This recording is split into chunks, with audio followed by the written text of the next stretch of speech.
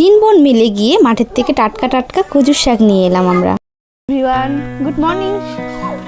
তো আজকে সকালে চলে এলাম, বোনরাও এসেছে বাড়িতে ভোটের জন্য, ওরা ভোট দিতে এসছে। তো আমাদের বাড়িতে মানে বোনরা এলে ওদের সেরকম কিছু খাওয়ার বায়না থাকে না, যেটা বায়না থাকে সেটা হলো কচু শাক। তো আজকে কচু শাক তুলতে তাই আমরা বেরিয়ে পড়লাম তিন বোন মিলে কচু শাকের খোঁজে। আমি ওদের বললাম যে আমি একা যাবো কেন, তোরাও চল, তোরা আসছিস, তোরা যাবি না, একটু মাঠে ঘুরেও আসবি। ওরা তখন বলছে হ্যাঁ হ্যাঁ কেন যাব না, আমাদের তো মাঠে যেতে খুবই ভালো লাগে। তো তাই ওরাও চলে এলো। আর একা একা কোথাও যেতে অত ভালো লাগে না, দু তিনজন মিলে গেলে বেশ ভালোই লাগে। আর আমরা কচু শাক খুঁজতে এসে আমরা ছোটোবেলার দিনগুলোকে খুব মিস করছিলাম। এখানে গল্প করছিলাম যে ছোটোবেলা আমরা এটা করতাম সেটা করতাম। আর এই গ্রামটাই ছিল আমাদের খেলার জায়গা, ভীষণ ভালোবাসি আমরা এই গ্রামকে সবাই। তাই ঘুরে ঘুরে সব দেখাচ্ছিল আমার বোন যে দেখ ওইদিকে ভুট্টার ক্ষেত। ভীষণই মজার সাথে আমরা কচু শাক ছিটছিলাম আর আবহাওয়ার আর প্রকৃতির ভালোবাসাকে অনুভব করছিলাম।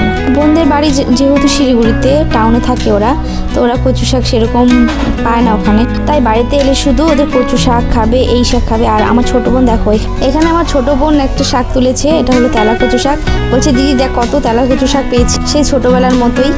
দেখো এই লজ্জাপতি গাছটাকে আমরা লজ্জা দিচ্ছিলাম এইভাবে ঠিক ছোটোবেলায় যেটা করতাম সেগুলো ফিল নিচ্ছিলাম। আর পাশেই ছিল একটা ফুল গাছ, সুন্দর ফুল, ওই যে সাদা সাদা ফুল যেগুলো হয়, সেই ফুল তুলে নিয়ে সবাই একটা করে কানে গুঁজে নিলাম। আর আমরা এইভাবে সেজে নিলাম, সেজে নিয়ে বেশ খুশিতেই কয়েকটা ফটো ছবিও তুলে নিলাম। খুব মজা হচ্ছিল, খুব মজা নিয়ে আমরা এটা করছি। তারপর শাক তোলা তো আমাদের হয়ে গেছে, এবার আমরা বাড়ি ফিরছি আর গল্প করছি।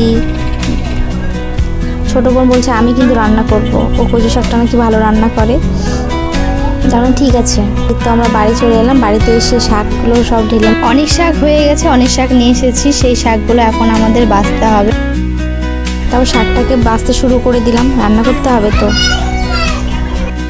তারপর বেছে নিয়ে যে রান্না হচ্ছে, কচু শাকটা রান্না হচ্ছে আর হচ্ছে তেলা কচু শাক।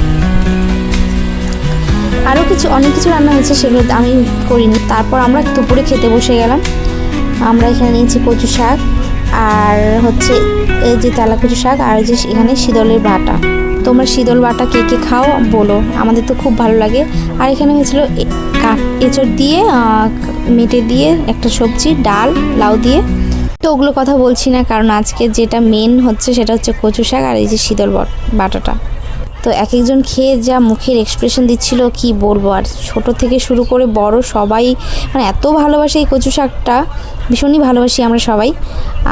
আর অন্য কিছু কিন্তু পাতে নিচ্ছিই না। দেখো এই যে শীতলটা দিয়ে প্রথমে মেখে নিয়ে, আর আমি কচু কেটেছি দেখে আমার নখ কালো কালো হয়ে গেছে, কেউ কিছু মনে করো না।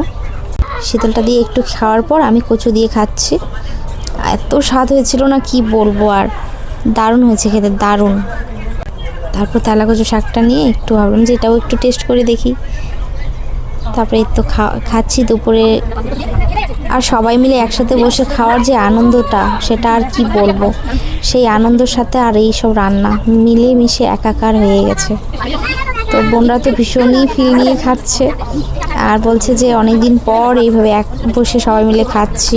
তো ওরা খুব খুশি। আজকে এই পর্যন্ত শেষ করছি। সবাই ভালো থেকো, সুস্থ থেকো, দেখা হচ্ছে পরের ভিডিওতে। বাই।